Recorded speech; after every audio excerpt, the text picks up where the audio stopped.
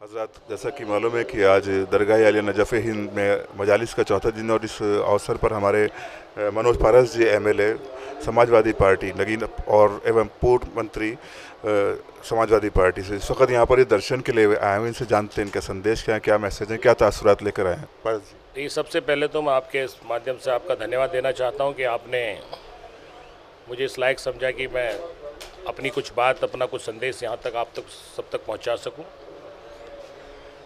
मैं अपने आप को बहुत खुशनसीब मानता हूँ कि हम ऐसे जनपद में हैं, ऐसे जनपद में हमने जन्म लिया, ऐसे जनपद में हम राजनीति करते हैं कि जहाँ पर इतनी बड़ी दरगाह जिसकी इतनी मान्यता हो, और पूरे हिंदुस्तान में नहीं, इसकी मान्यता पूरे विश्व में है।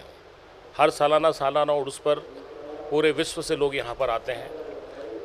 और एक ऐसा पैगाम देते हैं कि जो शायद सारी दुनिया में जाता हो। और जितना लोग मुस्लिम से आपके समुदाय के लोग जितना यहाँ पर आते हैं, उतने ही हिंदू समाज के लोग भी यहाँ पर दर्शन करने आते हैं।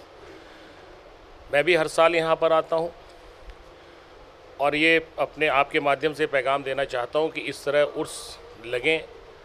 और जो और भी ऐसी दरगाहें जहाँ जिनको बारे में हम ना जानते हो, उनके बारे में भी जाकर उन पर भी उर्स लगे, जिससे कि हमें सीखने को मिले कि हमारे बुज़ुर्ग क्या हमें देख कर के गए और एक भाईचारे का संदेश जाए। क्योंकि ऐसे मेलों से, ऐसे उर्स से, ये पुरानी सभ्यता है कि पहले में मनोरंजन का कुछ साधन नहीं होता था,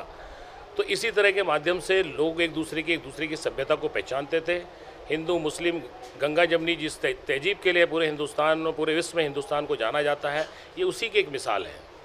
और इस तरह के उर्स से मैं पूर्णतः इस बात से सहमत हूँ कि इस तरह के अगर कार्यक्रम आयोजन अगर होते रहें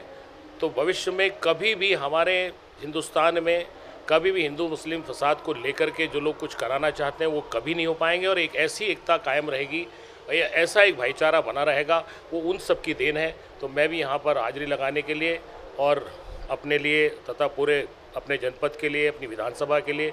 पूरे उत्तर प्रदेश के लिए और पूरे मुल्क के लिए दुआ के लिए हाजिर हुआ हूँ कि अल्लाह ताला हमें सबको ऐसी नीयत हमारी रखे कि हम लोग भाईचारे से इस देश में रहते रहें और अपने हिंदुस्तान का नाम रोशन करें।